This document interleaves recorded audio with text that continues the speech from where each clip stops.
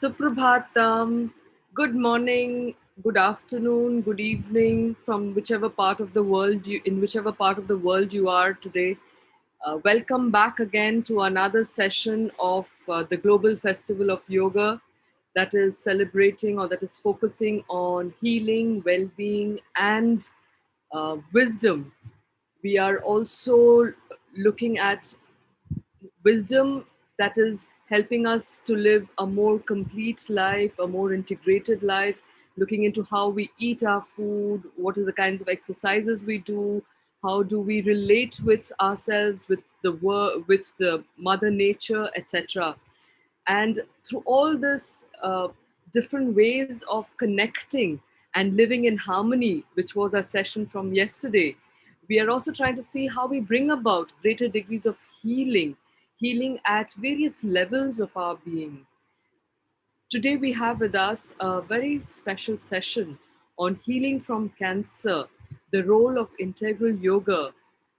The speakers of this morning session are Srimati Nilima Bhatji and Shri Vijay Bhatji, a couple that is doing wonderful work in not just in India but in different parts of the world. I request Nilima ji and Vijay ji to please come on screen. Nilima ji, Vinay ji and I go back a decade this year, where we had this project that we collaborated on called Ekta. The idea behind Ekta was to invite people on the 1st of January 2011, the first 11 minutes of that auspicious day. So it was 111 at many levels. For the first 11 minutes, we sounded our human unity in different parts of the world.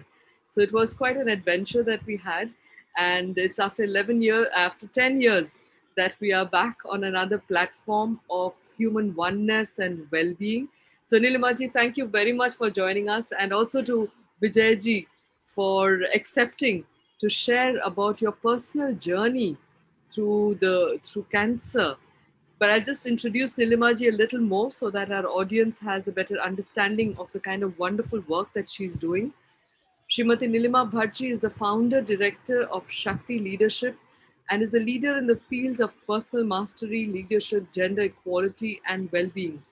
She's also the co-author of 2 books, Shakti Leadership and My Cancer is Me, as well as the founder of the Global Shakti Fellowship Program for Women Change Makers. Shri Vijay Bhatji is the founder of Cancer Awakens and the director of Roots and Wings. He serves as a trusted advisor to CEOs who face the turbulence of a volatile, uncertain, complex, and ambiguous, or the VUCA world that we've heard of in our sessions previously as well. He has pioneered cancer coaching in India with the vision: many millions must survive, 1 million must thrive. So, very powerful personal journeys.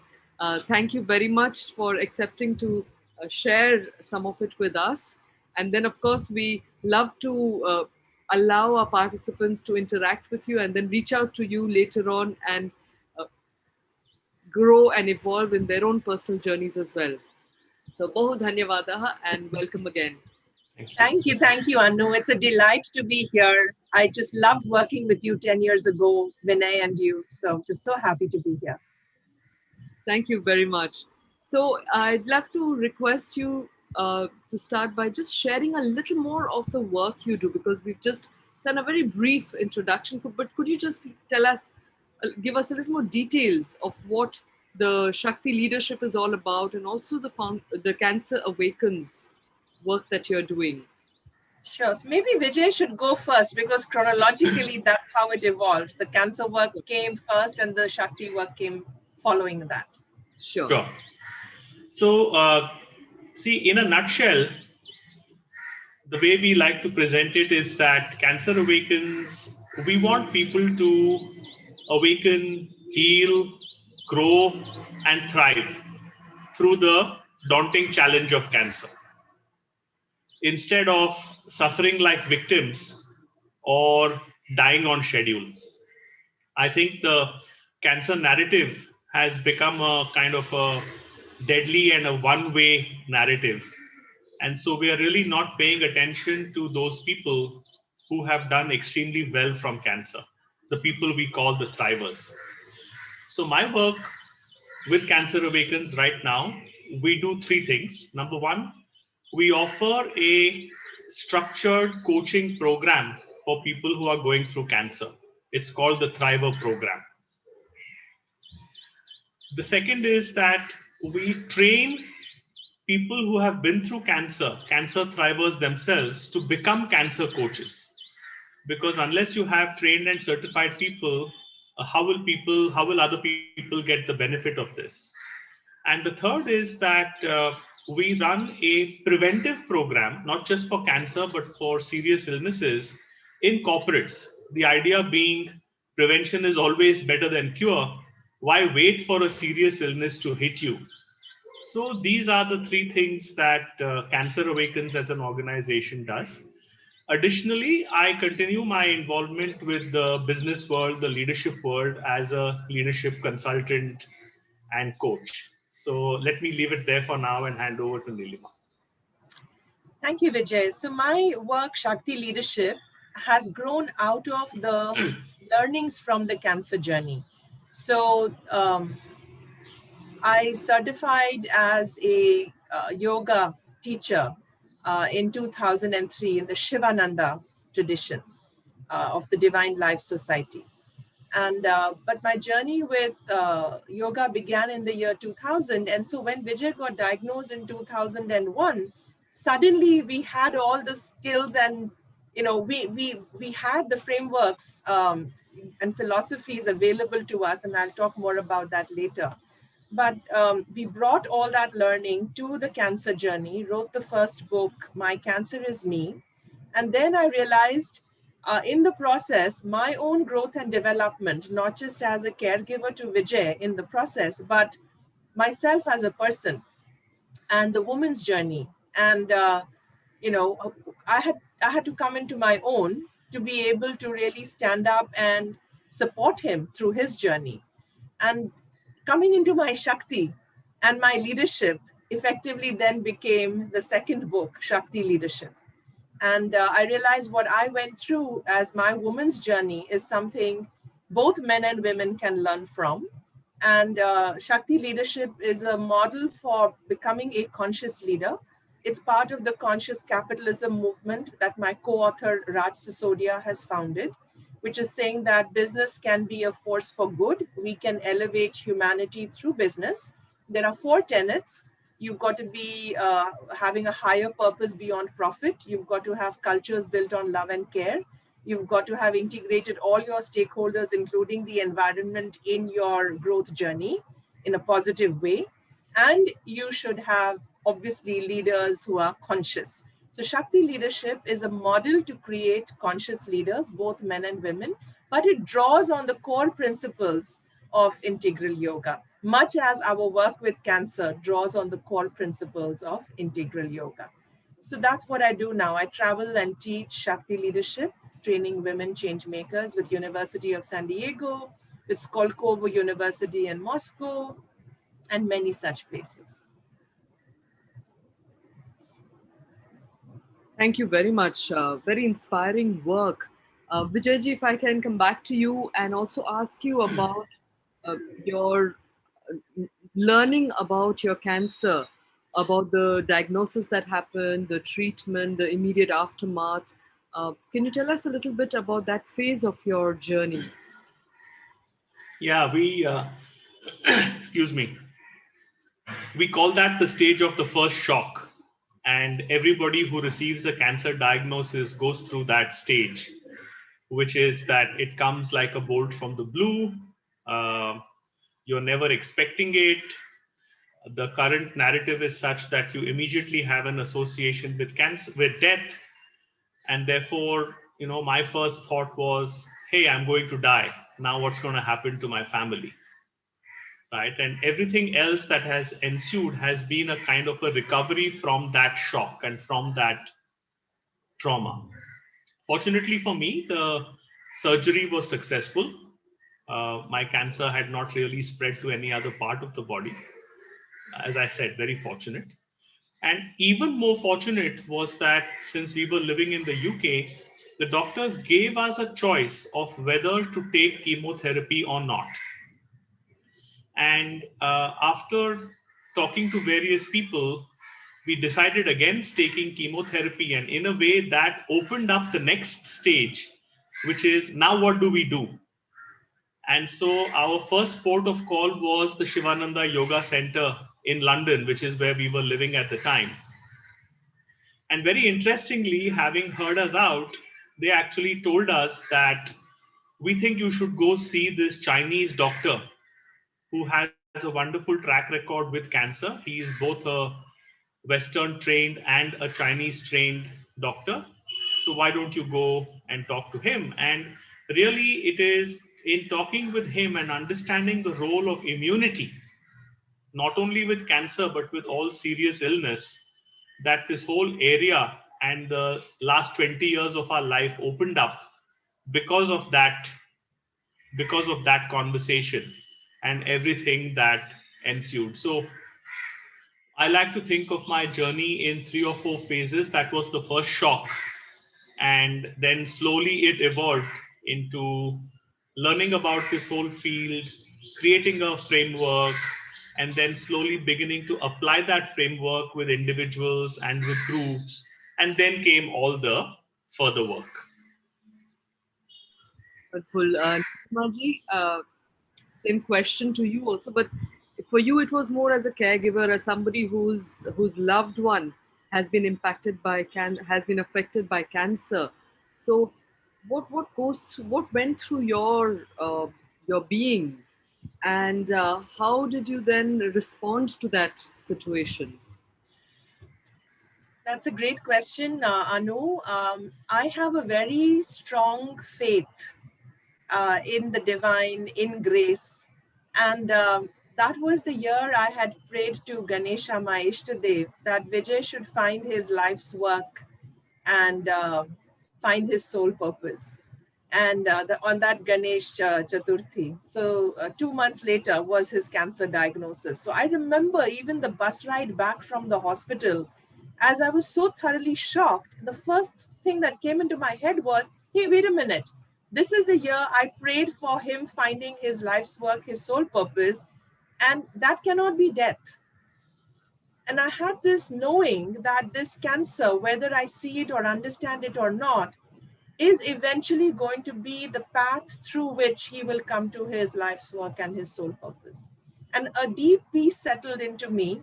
And I got into my zone. Every time a crisis happens in my life, I've seen my mother through breast cancer and heart attack. I've seen my father through a near fatal car accident.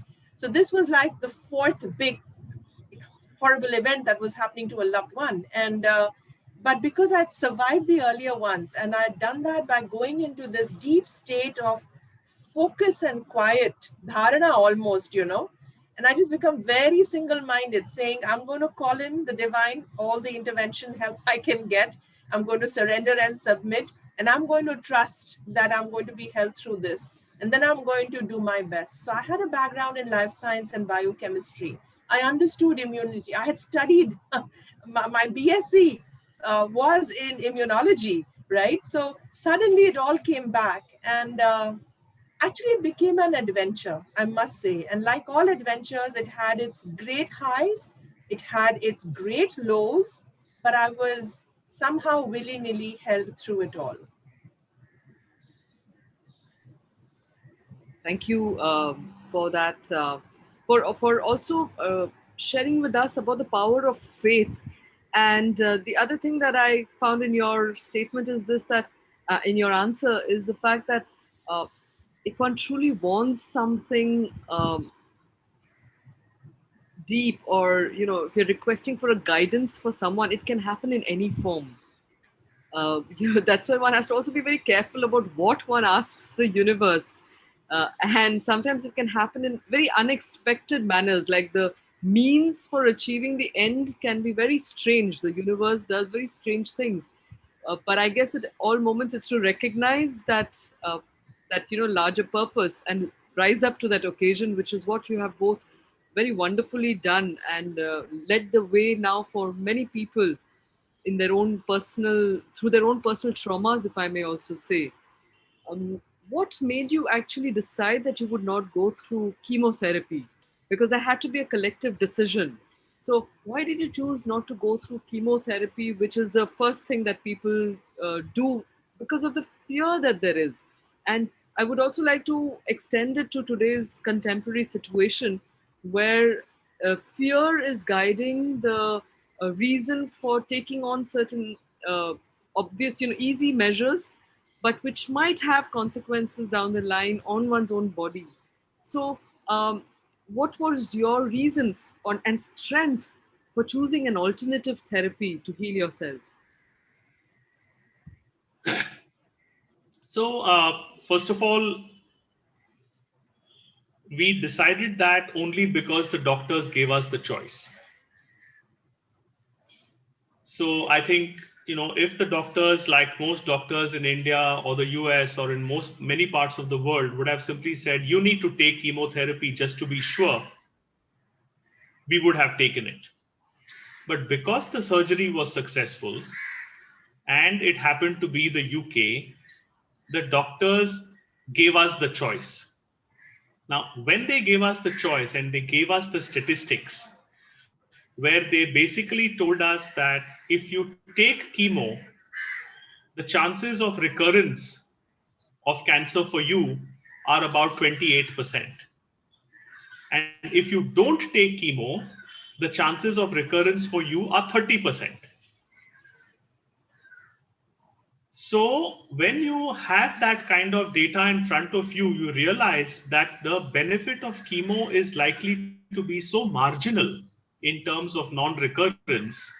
Then you have to do that trade-off, and we did the trade-off to say, is that 2% really going to be worth the pain and suffering of all the side effects and so on?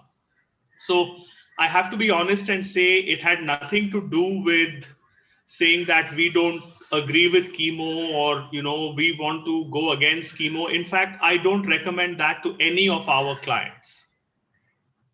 I recommend very clearly to everybody that please do what your doctors tell you to do.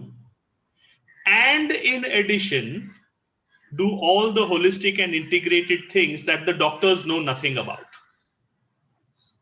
So as far as I'm concerned, and as far as our work is concerned, a holistic and integrated approach is not an alternative therapy. It is a complementary or a supplementary therapy to the mainstream medicine. Because there is good research now to show that people who only take alternative medicine instead of Western medicine, their clinical outcomes are extremely poor.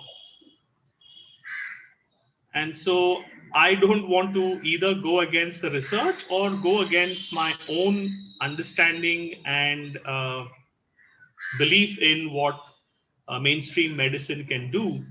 So it's not that we said no to chemo on our own.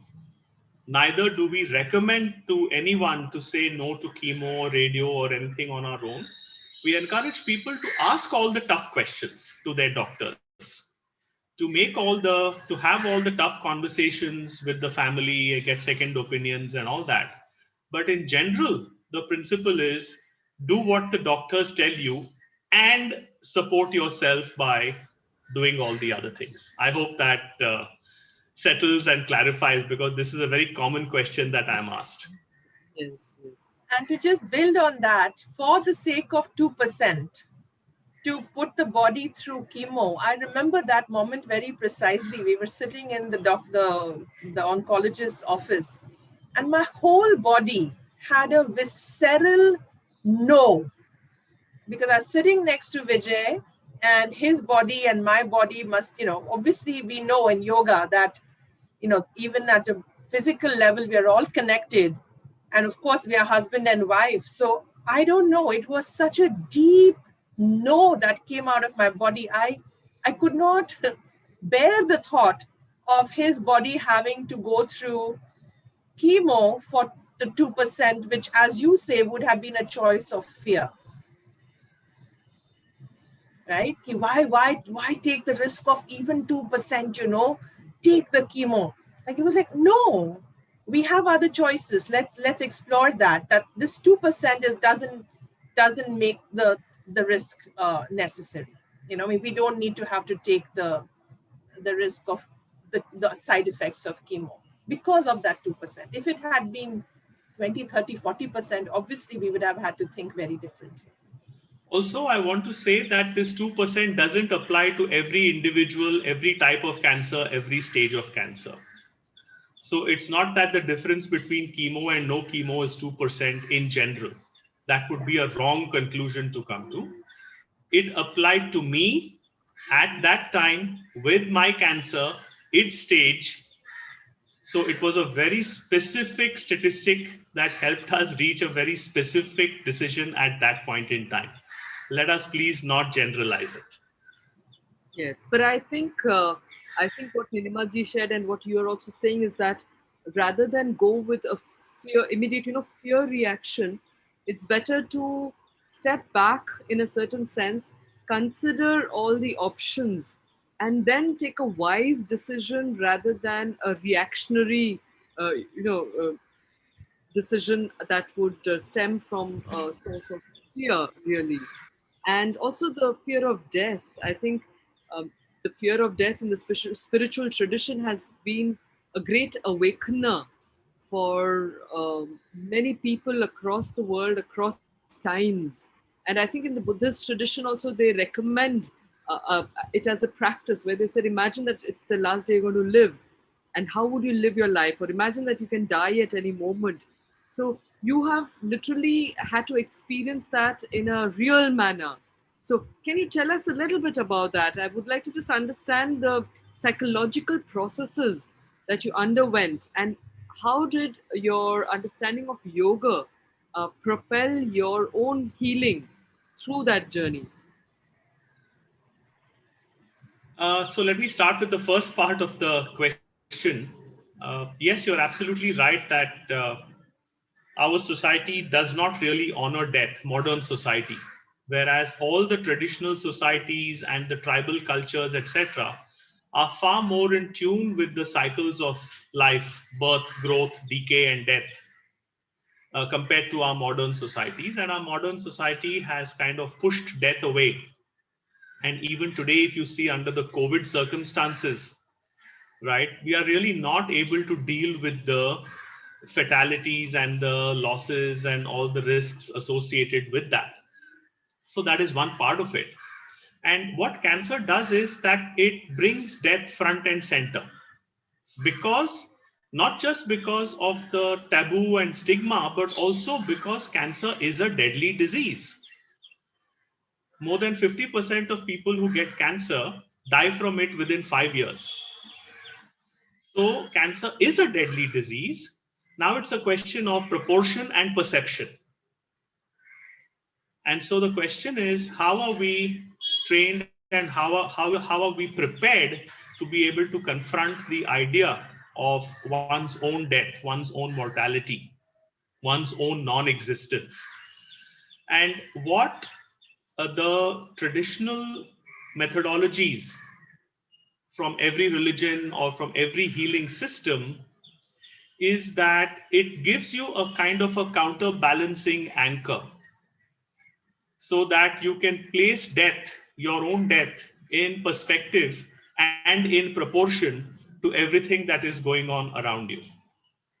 And that, for me, the ability to see that as part of a cycle, not just part of a biological cycle, but also a part of a psychological cycle, which is, in other words, that if now, of course, I can say this with a calm demeanor looking back, that, what is life asking me to die to?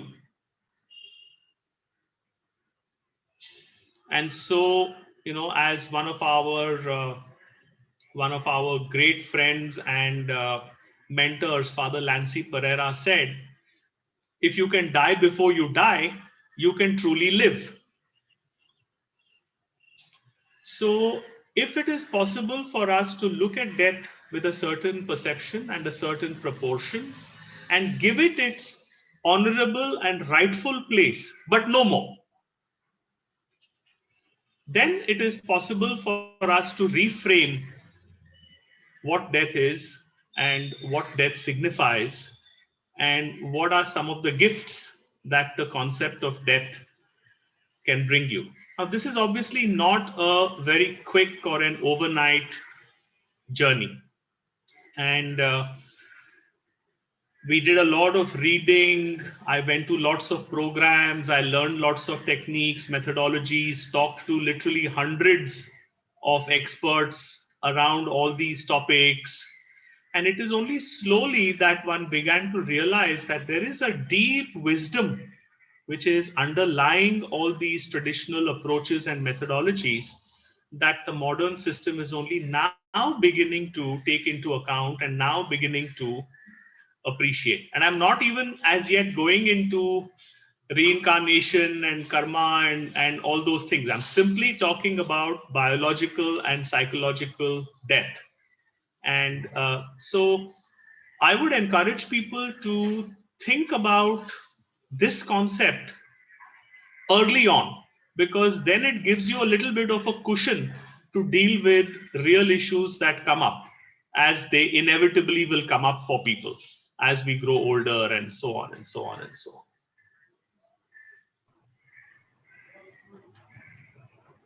on. Just to build, since you're asking how did yoga help address this? So maybe it's time to now get into, how integral yoga helped our process. So when we started the journey to understanding how to secure immunity, we realized immunity comes from, the breakdown of immunity comes from stress. And then when we understood the causes of stress, we realized there are many. It's not just physical stress. It's also emotional stress. It's also mental stress. It's also psychic or relational stress, and it's also spiritual stress. So because I came to the integral yoga of Sri Aurobindo and the mother through my Shivananda yoga tradition, that's another sweet story on how that happened. But I started devouring Mother Sri Aurobindo's books, and there is a beautiful little book called, it's not so little, it's called Integral Health. And it's like a Bible on understanding health from an integral perspective.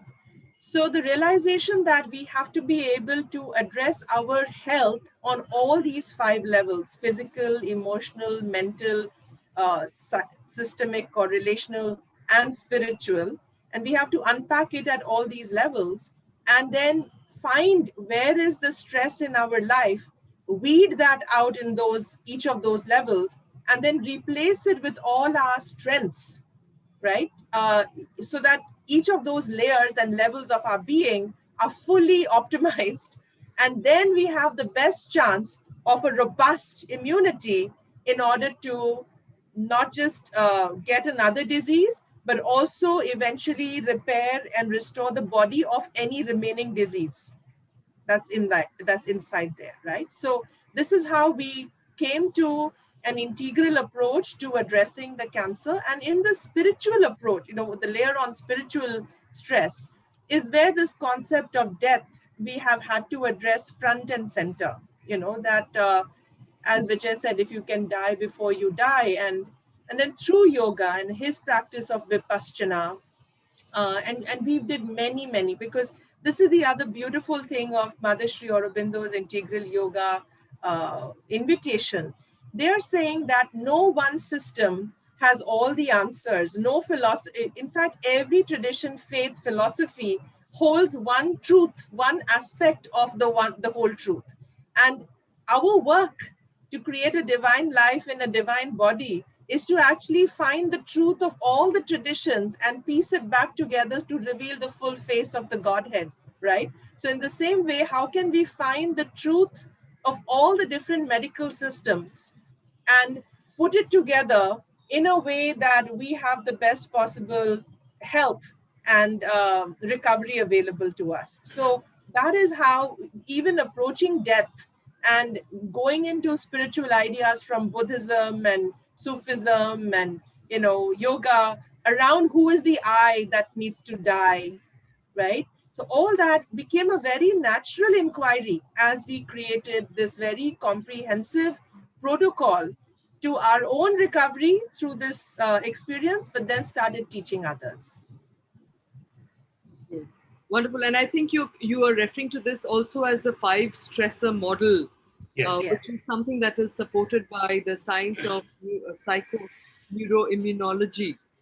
I think you have more information on that on your website as well. Uh, Yes. what I took away from your responses is this, that one is in the Yoga Shastras, in the Yoga Sutras, they talk of, one of the kleshas is abhinivesha, which is this fear of death. And this fear of death, and also through a personal journey where a very loved one was went through cancer and also passed away finally, and I lived very close with death, and you realize that uh, the fear of death actually, if you take it in the right spirit, teaches us the art of living. And that preparation is not something that will happen at that last moment. Sometimes it's something that we need to work on at all times. And also what you said, that the immune system, because there is a stressor, need not imply that we have to get stressed. I think that is a very powerful lesson that you have shared with us. That even if a real stressor is there, uh, we can work on our perception and management of it so that we don't allow stress to negatively impact our immune system and become more vulnerable to that reality. So wonderful. Could you also tell us, because you spoke of integral yoga, and one of the objectives or one of the goals of integral yoga is to work on the physical consciousness itself, and to work with the cells of the body and awaken the inherent, if I may say, immortal consciousness that is there within the cellular structures of our being. So, could you tell us, enlighten us a little more about this ability of dialoguing with the cells and the whole cellular healing, meditation, guided visualization for chemo as well as radiotherapy treatments? So, can you tell us about that process in greater detail? Vijay, do you want to just explain your insight into switching off the switch, and then I will take it from there? Yeah. So, see, we know that cancer is a cellular disease, and we know that in every cell we have an inbuilt natural mechanism for cells, just like the larger host organism, to be born, to grow, to decay, and to die. What happens in cancer is that last stage of the cell death does not take place. And effectively, therefore, the cells continue to grow and multiply, but there is no death taking place, and therefore they bulk up and they become a tumor, in a very simple, very simplistically put. So the question therefore becomes, what is it that can cause that switch, which is the death switch, to malfunction? I like to joke that it's like, Shiva going on strike, right? And so we said that if the cells are a part of our body, and if it is possible for us to find a way to work with the body rather than to work against the cancer, and that means working with the body means, is it potentially possible to actually dialogue ourselves and turn the switch back on, so that at a natural level cell death is not interrupted? So in a funny way, in this case, it is not about cellular immortality. It's actually about cellular mortality. And that requires for the natural sequences to continue, for us to be in dialogue with our bodies and for us to be in dialogue with the cells. So now let me hand over to Nilima. Yeah. So now, okay, mind expanding warning. Okay. I'm going to take this to a whole different level. You remember Trishanku, the story of Trishanku, right? That he says, I want to be immortal. And the gods say, no, until you have the consciousness of the divine, you can't be an immortal. You can't bring your human consciousness into the immortal realms. And so, of course, Vishwamitra goes and creates a heaven for him, but he's neither in the real heaven and nor on earth and so on. So the cancer cell is like a a precursor to the body's future cell that will be an immortal cell in an immortal body. But what is happening with the current cancer cell, it's seeking its own immortality from perhaps a lower level of consciousness. And it does not know how to take the rest of the body along with it. So as a result, in its consciousness has separated from the whole. It's like the ego that has separated from the oneness of divinity, right? So the cancer cell starts operating in its own little world that is outside the balance and alignment and what's good for the whole body. And in its separation, it becomes its own immortal thing, but in a very temporary way, because eventually it sucks up everything from the body. So the body dies, and therefore the cancer cell also has to die because the tumor needs a host, right? So the switch went off in my head because I was studying the mother's little book that Sat Prem has, from his compilings called The Mind of the Cells. And I was really trying to understand towards the end of her physical incarnation, the mother went into what's called the yoga of the cells. And she said salvation is physical. And we are going to evolve a divine life in a divine body from a very menial and basic and humble cellular level, that the cell has to learn how to receive divinity and express divinity. And only through that divine consciousness will it express the immortality of the divine, right? So with all that began the putting together of many different transformative meditative practices. And I created this thing called the cellular healing meditation, grounded in Mother's yoga of the cells, using the mantra Om Namo Bhagavate. I'm finding this yantra, which is like a Sudarshan chakra. It's got 6 spiral arms based on the golden ratio going clockwise and 6 going anti-clockwise. And we go through it, physical, emotional, we go through all the layers in the meditation to the body, the breath, the mind, heart, psychic being. And finally, we come into the cells. And we place this yantra in every cell, and saying the mantra Om Namo Bhagavate, which was the mother's mantra for the cells, we seek to start spinning that yantra with our visualization and sankalpa. And it's as if those arms, the spirals, start becoming like a Sudarshan chakra. They shred the programming of cancer that has taken hold of the cell. They shred it and they take it back to the bindu of the yantra, and parallelly they bring forth from the bindu of the yantra the pattern of true health to come and replace it. So with the whole idea that these cells are, through the cellular healing meditation, reprogrammed to reintegrate with where the rest of the body is naturally evolving and not trying to do its own thing outside of its rest of the body, right? So this, and what's so beautiful is having this came over many months and years of yoga practices and many different practices. I was able to put together this less than 1 hour sequence, and I started teaching it to yoga to cancer patients. And I remember this young man, he came to me saying, I have developed these tumors in my throat, and the doctor has sent me to you saying maybe we can avoid surgery. So he went and did that. And when he went for his surgery, the doctors said, we have nothing to operate because you don't have any tumor now, right? So not that this happens with everybody, but I know because, you know, many people have done the cellular healing meditation since we offered it. It's over at least 10 years, 15 years that, you know, this the cellular meditation was created.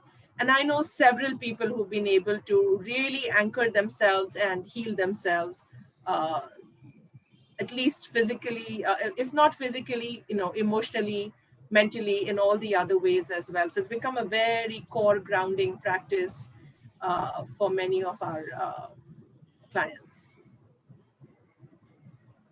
Yes, thank you very much for telling us about the mechanism really that is happening at the level of the cells, and also drawing our attention on how we can consciously have that dialogue to awaken its own. One is the natural cycle, as Vijayji was saying, but also, and to make it conscious of working in a healthy relationship with the rest of the being. So thank you very much. I think at this point, if it, I'll just take a audience question because it is directly pertinent to the conversation that we're having here. Sure. So Manoj Soniji is asking, can the death switch help you to recover after one has undergone the surgery and chemo together, as recommended by the doctor? As you are always apprehensive of recurrence of cancer in the latter part of your life. Your thoughts on that, please. So yes, what Mother said very clearly is that the reason the cell gets diseased is the cell itself has its perfect regenerative health capacity, but there is a kind of uh, energetic cage that gets placed around it, which is carrying the kind of the thought pattern of disease, right? And even though radio and chemo and surgery has taken the physical tumor away, the this distorted energetic pattern or psychological pattern is still sitting in the being, correct? So until you shred and release and remove that, you may recreate the tumor in your body, because the template which exists in the more energetic body is still sitting there, correct? So which is what this cellular yoga, please, you know, it's available for free, we can share the link later. That's what this whole shredding process is meant to do, is to release the energetic disease causing pattern so that you do not recreate it in the body.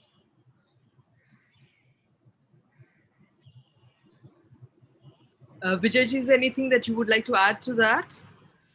No, I mean, Nilima has explained it in energetic and spiritual terms, but at a very simple level, if you don't change the inner landscape, you're likely to produce the same fruits. In other words, if the body produced cancer once, unless you change that tendency in some significant and direct way, the chances always, and that is the fear that Manoj is talking about, the fear of recurrence, comes from the fact that you know that your body has produced cancer once. And so you know that there may be a tendency of the body to produce cancer again. And therefore, everything that we do, not just the cellular healing meditation, the really identifying your stressors and working with your stressors and going into a deep journey of self-awareness and growth and development, reframing your views to death, etc.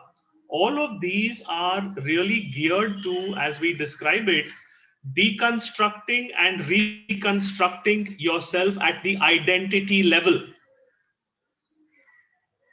This is not just about putting a band-aid or dealing with just the tumor or dealing with just what has happened. This is about creating such a fundamental change in yourself that the inner landscape is fundamentally altered. So what I want to add is the concept of the seed and the soil, which is used in Chinese medicine all the time. Like the disease doesn't happen because just the cell has gone bad. That is the seed, a bad seed. The disease also happens because the soil was toxic, correct? So the cellular healing meditation can address the seed and reset it.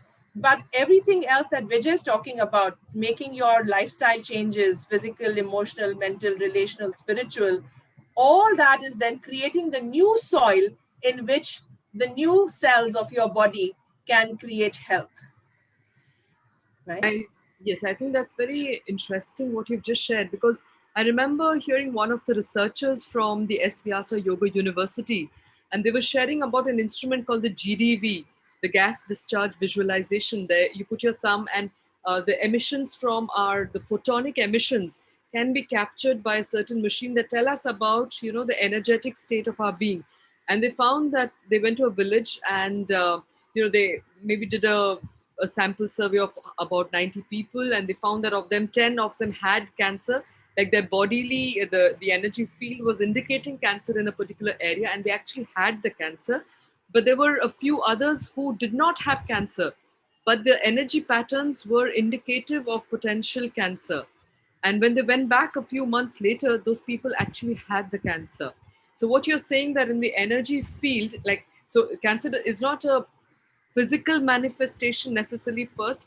It starts with a sense of loss or lack, because also it's associated with the experience of the experience of lack, which is so deeply embedded that the body tends to try to almost make up for it physically. And different parts of the being are also associated with different emotional conditions. So I think there's so much to unpack and learn about ourselves. And I don't know if I'm sure that you're also aware of Anita Murjani's case, where she wrote this book, Dying to Be Me, where Yeah. she says like her body was ravaged with cancer. And she says that in her out of body experience, when she said, I saw the source of my cancer and that was undone, I knew I would be healed. So, very much in lines with what you are saying, and a lived experience once more, as you have shared through your personal journey. Now, the next question that I have for you is something that our participant, one Meera Narayan Ji, has preempted almost, where she's saying that I'm a cancer survivor, Anuradha Ji, and I'm a counselor and therapist, and I would like to be a coach that Vijay and Nilima Ji were talking about. So, how do I go about it? Can I approach them, and truly appreciative of this session. So how did your personal journey through healing your own cancer and thriving with it lead you to the process of coaching and mentoring others Yeah, undergo? it was an organic process. As with all things, when somebody has an experience, one individual will come and say that, hey, you seem to be doing quite well with cancer. I know somebody who's had cancer. Can I send them to you? Would you like to? Would you be willing to have a conversation with them? So it starts out like that, and then slowly it grows and expands, and then we realize that we are saying the same things to everybody. So that means there is a pattern. There is something underlying this, right? And the pattern that Nilima has described, which is understanding the link between stress, immunity, the different types of stressors, etc., and then turning that into a protocol, which took a long time, and that protocol was tested and prototyped. Nilima did that in a clinical setting. But the short answer to Mira's question really is that, you know, I was a cancer thriver for 15 years, and I was also a leadership coach for 15 years. And one day I said to myself, surely I can bring the two things together. And so that's how the Thriver program, as a coaching protocol, not just a clinical therapeutic protocol, but actually as a coaching protocol, was created. And to Meera, I would say that we can put up our website link on the chat even now. Uh, you just have to go there and look for the Sherpa program. We call our cancer coaches Sherpas. Just like the Sherpa, doesn't want the glory but wants to support somebody else to climb the summit. All our cancer Sherpas are either survivors or caregivers, and they are trained and certified to help others. So, Meera, we would very much welcome you to learn more about it and talk more about it. We can put up the link on the chat. In fact, I'll do so now if that's okay. Sure. And I've also put This up the is link to the cellular healing meditation. Yes, wonderful, wonderful. So this is by Meera Narayan and Sankriti ji. So just people to know a little more about that. All right. So she says thank you very much also for your sharing. Um, Dr. Jay Gupta ji is asking that do you mind, if you don't mind sharing what kind of cancer you had? And then he says that did you look into which types of cancers are more likely to benefit from integrated approach? Science says that some types go into remission spontaneously while others are even best treatment resistant. Any thoughts on that? And if you don't mind, I'll just combine it with another question by Suresh Ji, who's saying, have you come in contact with people having polythymesia vera, which changes in blood hemoglobin, WBC, and the platelets? So, and also uterine. This is Sarika Pamarthi ji who's asking of, does it work for hormonal tumors like uterine fibroids in women? So basically, what's the applicability, this range? How does one look at it? Thank you. So let me take a step back from all these questions. These are very good and very important questions. And underlying all these questions is an assumption that most of the healing and the medical system takes, which is that cancer treatments tend to focus on the tumor and the organ in which the tumor exists. Even in these questions, somebody has talked about blood cancer, somebody has talked about uterine cancer, somebody has talked about something else. So in my case, I had colon cancer, cancer of the large intestine, and it was called at that time stage 2B, or T3N0M0 for those who want to know the technical classification. But the really big point I want to make is that holistic and integrated approaches are not tumor centric or organ centric, they are person centric. So, in other words, when the doctors are trying to cure the disease, which they should because they know how to do it, who is going to help heal the person? Again, we go back to the seed and soil concept that Nilima talked about. So our approach focuses less on the tumor and the organ and the stage and the WBC count and this, that, and the other, because actually we are not clinically trained to be able to do so. That is the doctor's job, let the doctors do it. Our job is to focus on you as a person, overall, all parts of you, all planes of being, and to find the best possible approach, a holistic and integrated approach that could help heal you as a person. Now, curing the disease is always an outside in approach, which requires expertise, training, specialization. But healing is an inside out approach where you have to participate actively. So, our approach, we believe, works for people because they are people, not because they have this kind of cancer or that kind of cancer or that illness or anything like that. So I'm not trying to sidestep the question, but truly it's a different paradigm. And I invite everybody on the call to stop thinking only about illness as organ specific or tumor specific or physical mechanism specific, and start thinking about it from the perspective of the whole person, which is what a holistic approach actually means. I will build on that. Someone asked about uterine cancers and so on. So a lot of our work is drawn from mind-body medicine research, and Chinese medicine, Ayurveda, all understands that the mind is not outside of the body. It's deeply one and the same thing. Actually, we are a body-mind continuum. And that we've created, Vijay, one of the kind of incredible work that he has done is gather all this different wisdom on mind body medicine, that different emotions are connected to different organs. So in Chinese medicine, this is what I learned with Hong Kong University, was anger goes to liver, grief goes to lungs, too much joy can go to the heart. The heart cannot bear too much beyond a point as well, right? So there are it's all about balancing emotions and therefore achieving harmony between your organs, right?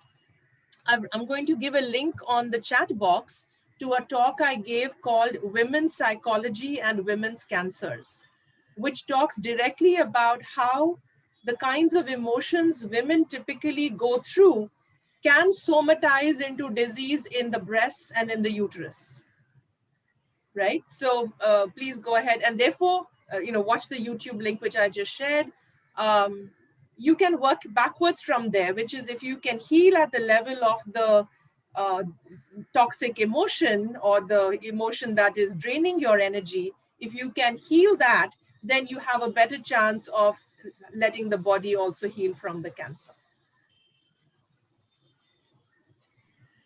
Yes. I think that that was a very important answer, especially when Vijayji and both of you said that it's really about it's about connecting with yourself. It's not so much addressing the disease, but finding yourself, and which is what the word swasthya or swastha in Sanskrit is all about. It's being established in yourself, and when we are not in that established, then we are in not in ease but in dis-ease vibrationally as well. So, very beautiful reminder. I would say a morning reminder for us, and and it's better late than never. This reminder at any stage of our lives to really focus more and more on connecting to who we are really, and that has also been the very foundational question of the yoga path. No, the all yoga traditions eventually would ask you, "Who are you?" So come back to that question again and again as often as you can. And the more clarity we have, real clarity, not just an intellectual kind of a conceptual understanding of who we are, but a direct connection with our real self, possibly is would act as a foundation of a better health, a better immune system, etc. So very beautiful. We have Sidika Smith ji who's asking that thank you for sharing such personal moments on your journey. Some holistic cancer research proposes that cancer might have multiple factorial contributing factors, and two, that there might be occurring a personal trauma or loss about 9 months before a cancer diagnosis in a person's life. What is your experience with this aspect of the cancer journey? So any connecting it Sure. to a particular incident that led to this? Yeah, so there is pretty good research on this, and so the first is that yes, cancer is not only a multifactorial disease, but cancer is also a mysterious disease. So it's very hard to actually try and do what is called the classic Western root cause analysis. And so, if it is a multifactorial disease, the WHO research says that only 7% of cancer can be attributed to genetic factors. 93% goes to lifestyle and environmental factors. So, right now, if you look at it, the research is all in the genetic space and very little in the lifestyle and environment space, broadly speaking. So, one is to restore that balance. And the second is, yes, there is good research to show that not only for cancer, but for many acute and chronic illnesses, there is a pattern of some very traumatic or very challenging event somewhere between 0 to 18 months of that illness forming. This is called the Holmes Rahe Index. It's a very well known index. So, what we have done is that we have taken all these aspects and we have actually created what we call the Holistic Health Questionnaire, where you can actually go and take this free questionnaire. And again, we will put up the link on the website, which not only takes this traumatic events into account, but also allows you to see different parts of yourself and really try and identify what might be the different factors at work. Because two people can have colon cancer, but the factors that have triggered that colon cancer for them will be very different. And therefore, the healing path needs to be very different. I hope that answers the question. Yes, I think again, I think it's the soil can be very different. Yes, yes. Therefore, the treatment and everything that comes out of that would be accordingly quite different.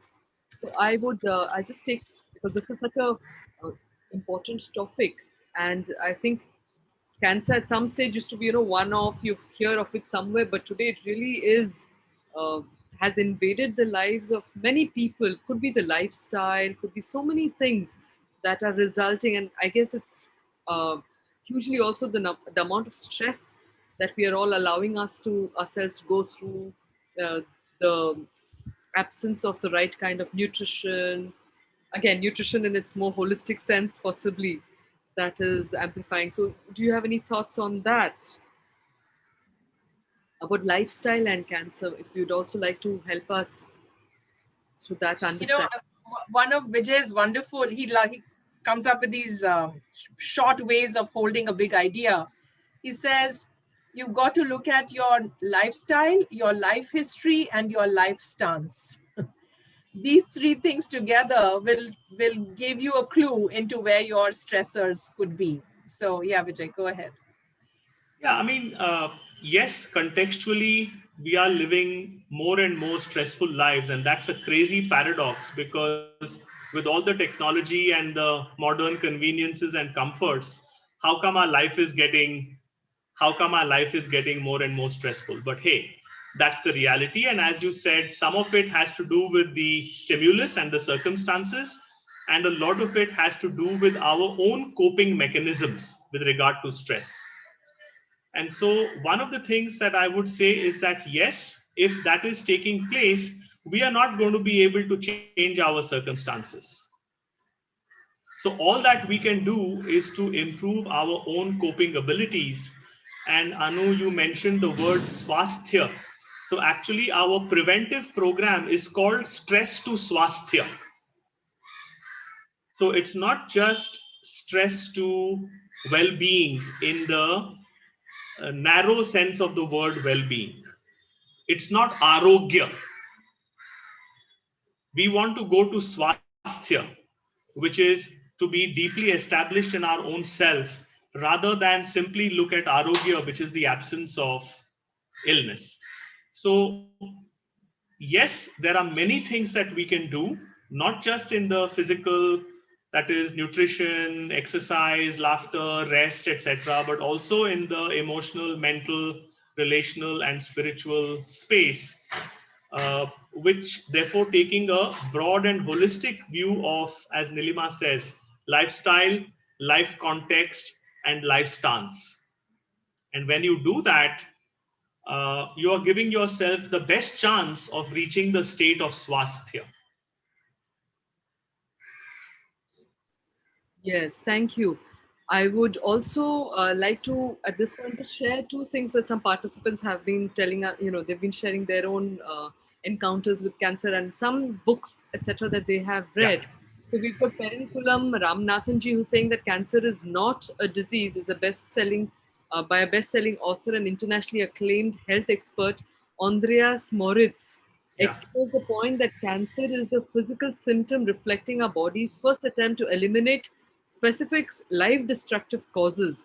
He claims that moving such causes sets the precondition for complete healing of our body, mind, and emotions. This book confronts you with a radically new understanding of cancer. And we've got Meena Shah or Meena Ban, whom we fondly call. She's saying that we would like to invite you to Sri Aurobindo Ashram Pondicherry, where many ashram items would love to get trained. Many ashram people would love to get trained. We have a big community of mothers, children, and thank you very much for this wonderful session. Look forward to your coming to the ashram. And there is another one that Anju Lalji is also saying that thank you very much, considering that we can be a change, we can be in charge of ourselves to an extent. Do you have any advice with reference to the vaccine drives being held these days? This is a little more controversial, perhaps. Very captivating talk. Grateful to you all. But because there is so much of uncertainty, I guess the what this question is reflecting is also a lot of uncertainty about the absoluteness of allopathic medicines that sometimes one tends to feel. So, what is your personal experience with the reliability of it, or can also possibly in the vaccine thing. So how do you perceive this, and what would be your thoughts regarding something like that? So let me start and then Nilima can jump in. See, I have a very simple approach. If we are truly going to be holistic and integrated, how can we ignore Western medicine? It's as simple as that. So at the moment, if you look at COVID and if you look at the rate at which COVID has affected the whole planet, we need to bring in some of the amazing things that Western medicine does, particularly with acute medical conditions. Let's be honest, Western medicine is extremely good at dealing with acute medical conditions. It may not be as good at dealing with chronic medical conditions. Now, if you see what COVID is today, COVID is an acute medical condition. And to be honest with you, I would always look at both the sides of it and say, look, the scientists and the researchers and the doctors are doing the very best they can. They have come up with something which may not be 100% perfect solution, but it seems to be reasonably well tested. And therefore, I have no negative issues with taking a vaccine if it is part of the mainstream approach and has been scientifically done. At the same time, I will not rely only on that, and I will continue to see what else I can be doing for myself. Again, going back to the idea that can I keep my immunity at an optimum condition through my actions rather than only through the vaccine. So I think that the whole challenge with this field is getting trapped into this either or kind of a situation. And our approach is exactly as Nilima said, if it has to be integrated, then by definition, you cannot be in an either or. You have to be in a both and kind of a situation. So that is what we would recommend. So both of us have taken our vaccine joyfully, but both of us continue to do whatever else we can do to keep our immunity from our standpoint. And The may I rest, add a little? I'll add a little, trick or whatever, which is a yogic hack, so to speak. That just like for when you go to take chemotherapy, we have a visualization we give our clients. Saying you imagine that your body is receiving this joyfully. You're surrendering this medicine to the divine force to do it as it wills. It turns into good medicine for you. So you can use the power of your consciousness and your Shakti to also respond to any intake of any vaccination or whatever, right? Like chemo, etc. So when this is what I did, I went for the jab, but I was in deep meditation. I was calling in the mother.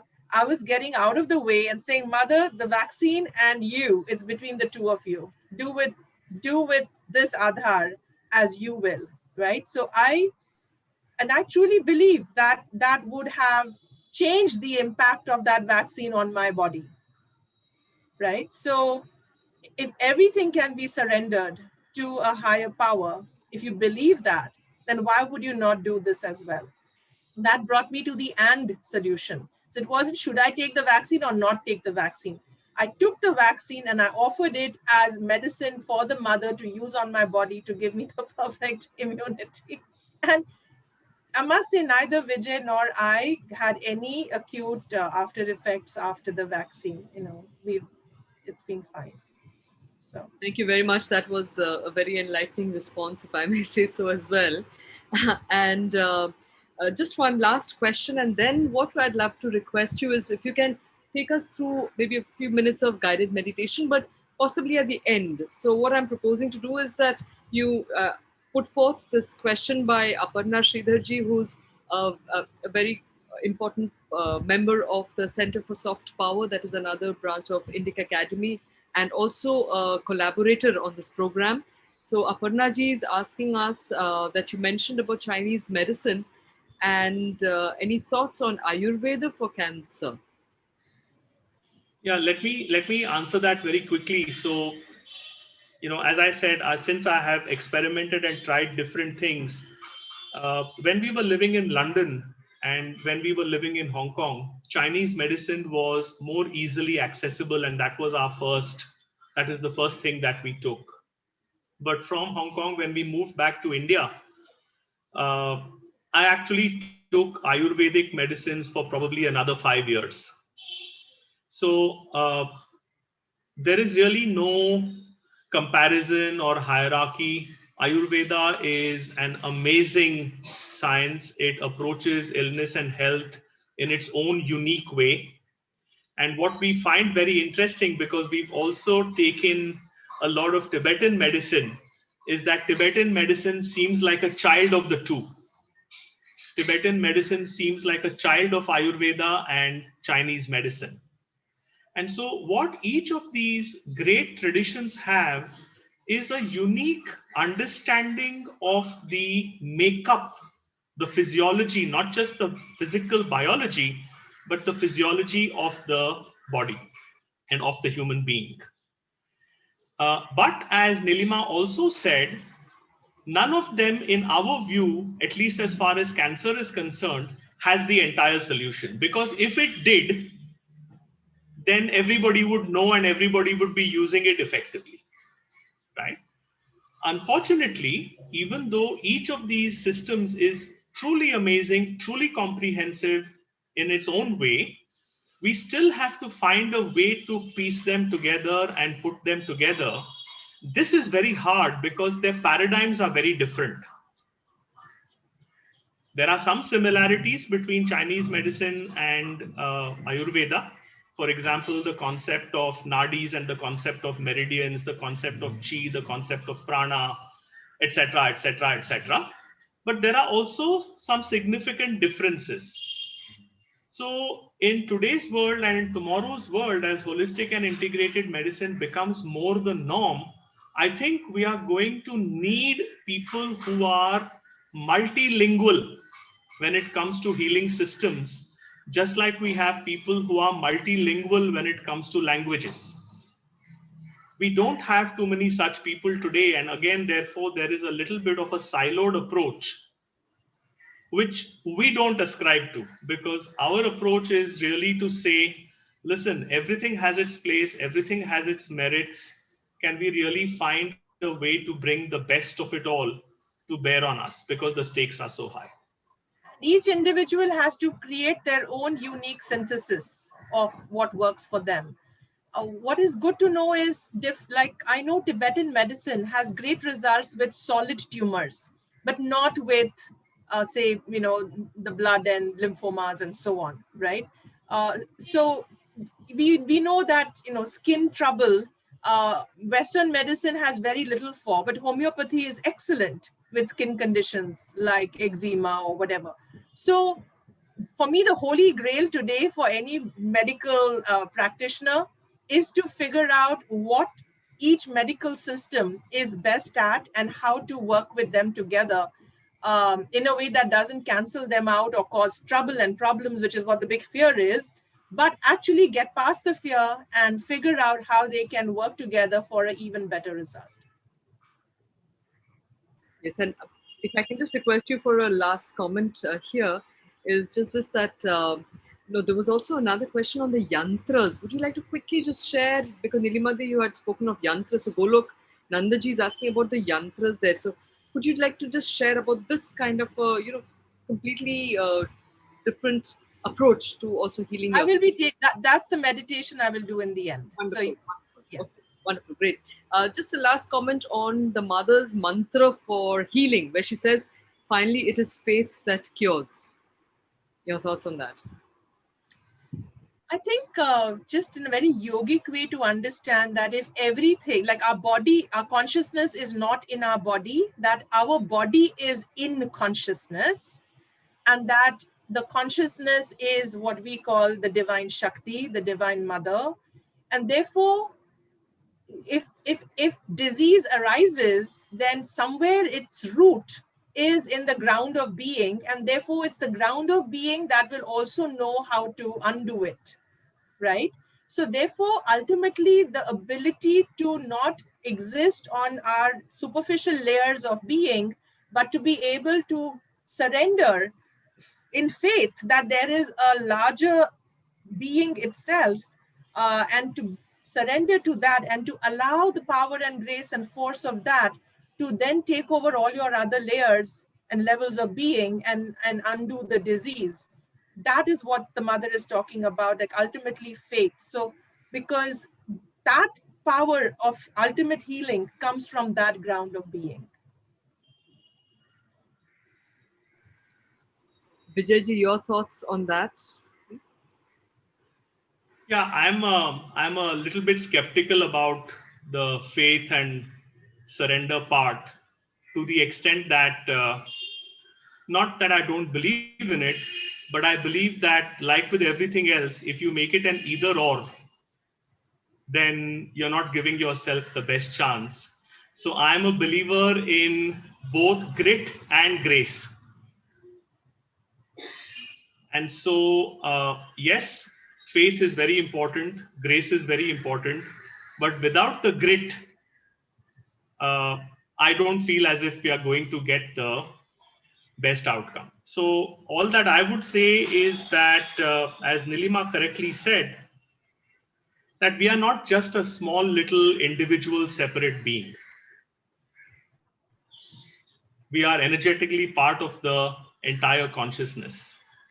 And all kinds of things happen in consciousness, ups and downs and deaths and lives and so on and so on and so on and so on and so on. And one just has to accept in a way that one is part of this great movement that is taking place. And sometimes things will go well and sometimes things will not go so well. And what we can do is to apply that balance of grit and grace the best we can with the resources available to us, synthesizing the best of what is available to us and letting go that which does not work for us.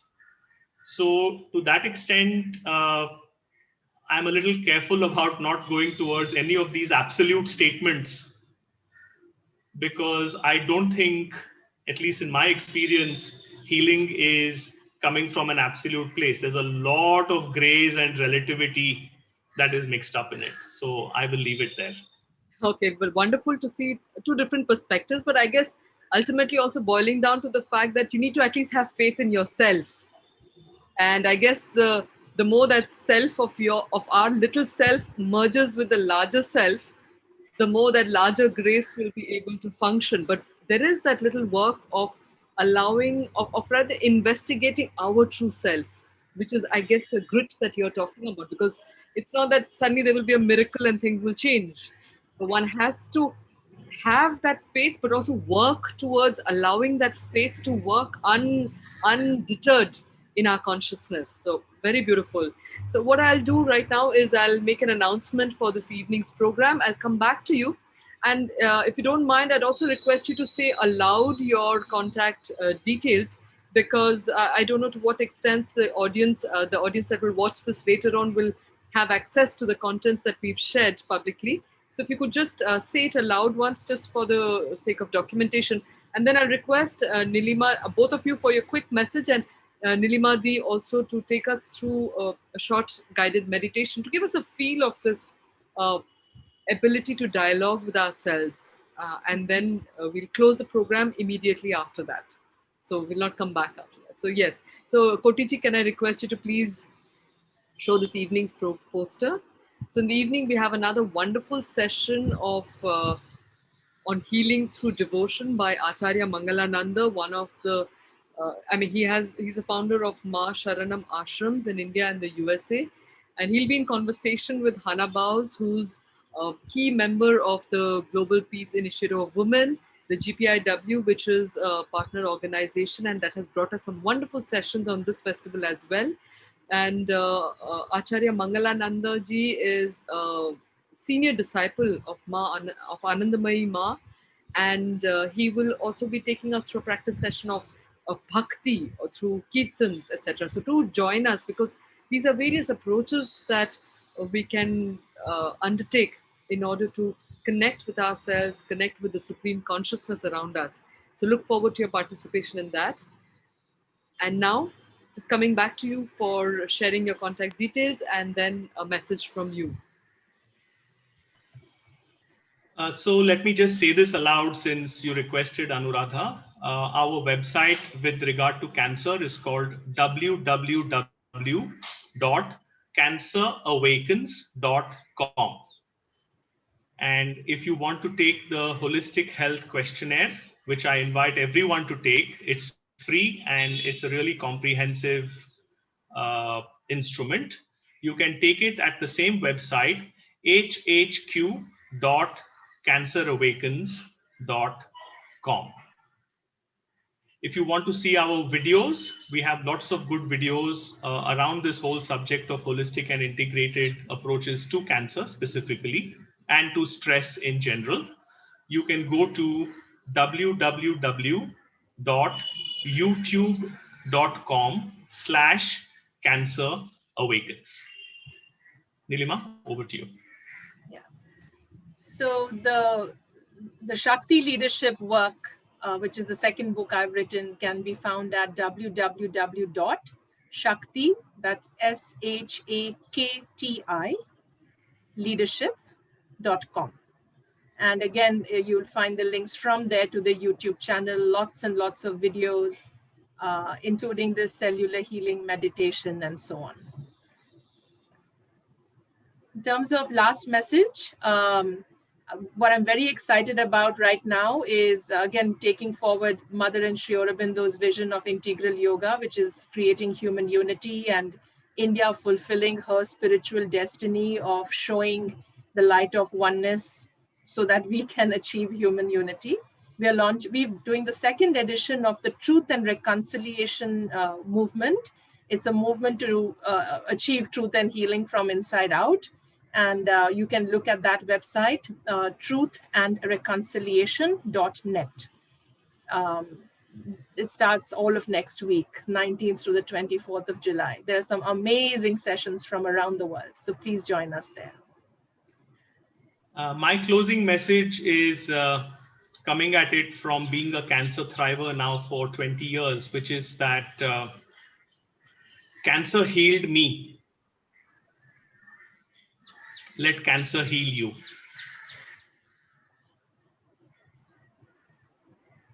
Wonderful.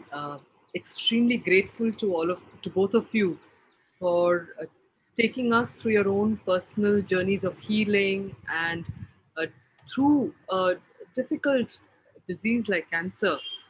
Thank you very much. I'd also love to thank the team behind this entire program for always supporting us. Sukoti ji, Srinivas ji, Datta ji, Sophia ji, Vinay ji, of course, who's heading this entire effort.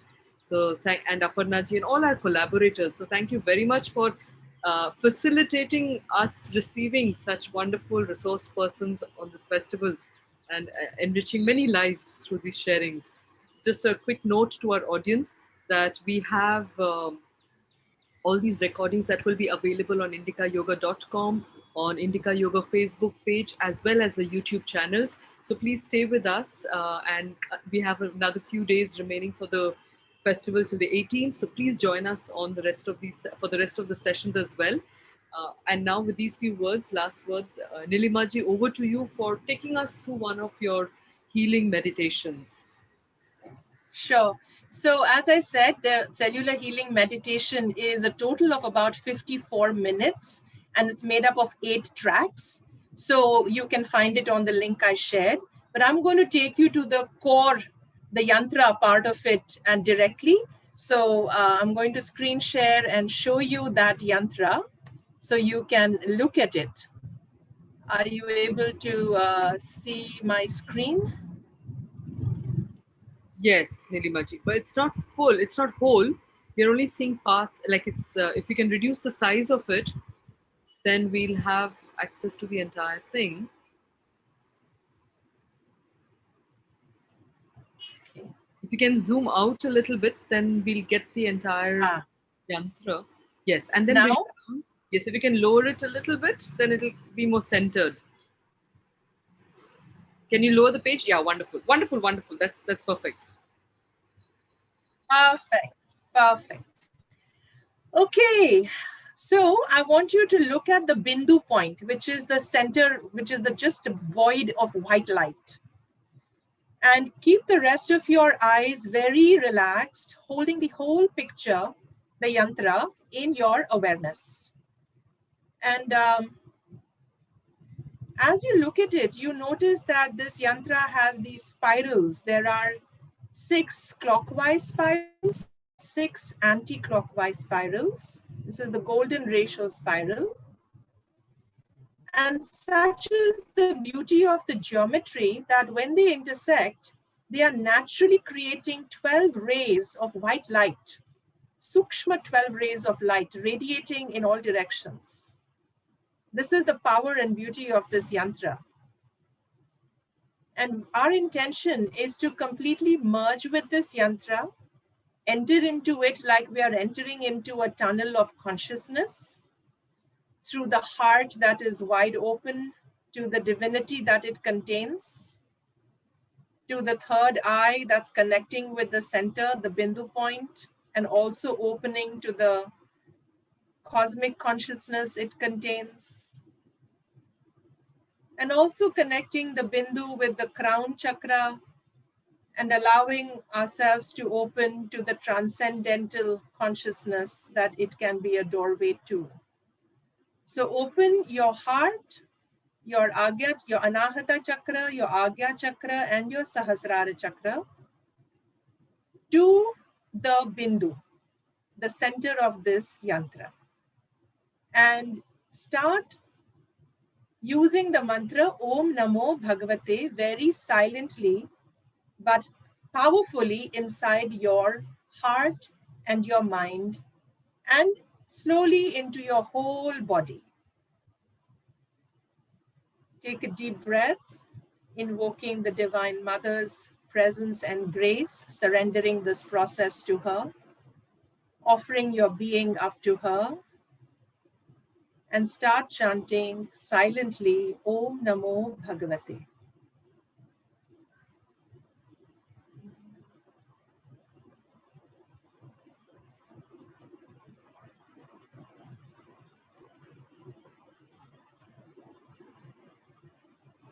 Once the yantra fully becomes part of your awareness, and there is a deep silence in you,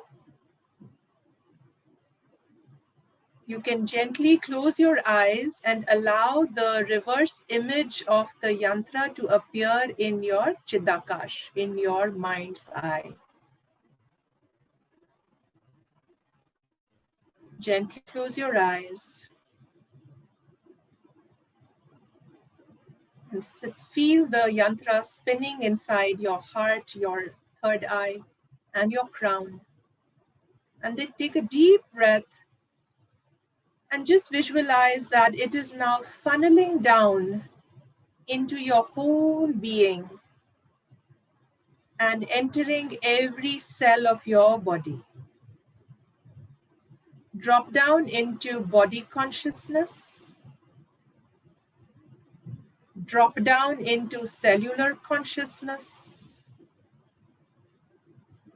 Know that your body is made of trillions of cells, and now you are one with every cell of your body. Each of your trillion cells wishes to do yoga, wishes to be one with the consciousness of the Divine Mother and be healed by her will and her grace. Surrender your will to her will,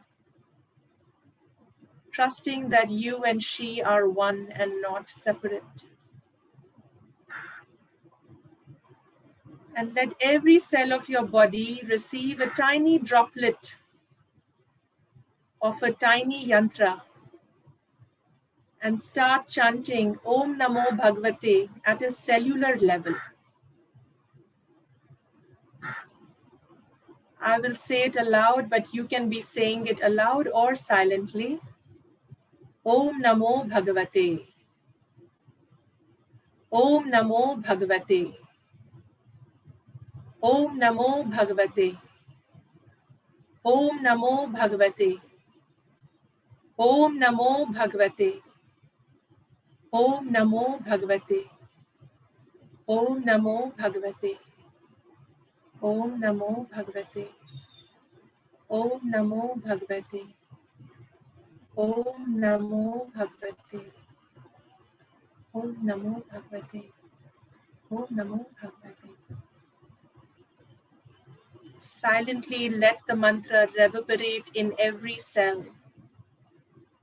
You are inviting every cell to do integral yoga with you, surrendering every cell to the power and grace of the Divine Mother. Feeling every yantra start spinning with the power, and its spiraling arms become little shredders, like the Sudarshan Chakra, shredding all the disease programming that is holding the cell in a cage, shredding all that energetic disease pattern, releasing it to the divine center, the Bindu, parallelly simultaneously receiving patterns of health and well-being through the golden ratio geometry, establishing that in and around every cell. Just intend the sankalpa that this happens. Your whole being is wide open to your highest truth. Ask to be perfectly healed and aligned with the divine will and grace at a cellular level. Every cell bursts into becoming a tiny golden sun, radiating 12 rays of light in all directions. Visualize, feel, and sense. Imagine that your whole body has turned into a sun, radiating light in all directions. And this grace that you now have become, this healing power that you now are, you wish to give the benefit of this to all sentient beings, to all creation. So bless the world with these closing mantras. Sarvesham swastir bhavatu. Sarvesham shantir bhavatu. Sarvesham purnam bhavatu. Sarvesham mangalam bhavatu. Sarve bhavantu sukhinah. Sarve santu niramaya. Sarve bhadrani pashyantu ma kaschit dukkha bhag bhave. Om tat savitur varam rupam jyotihi parasya dhimahi yanna satyena deep yet.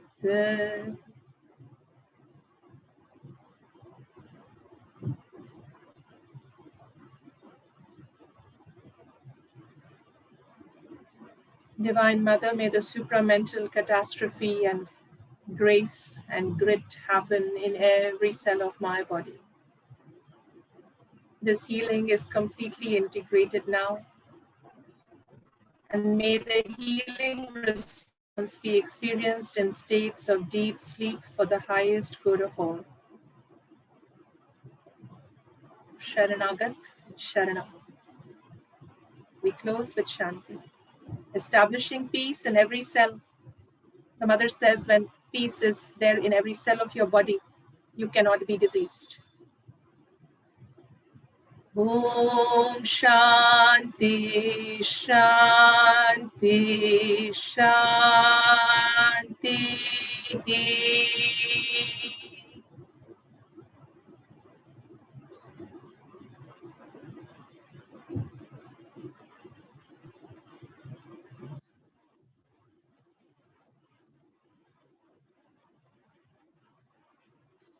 Thank you.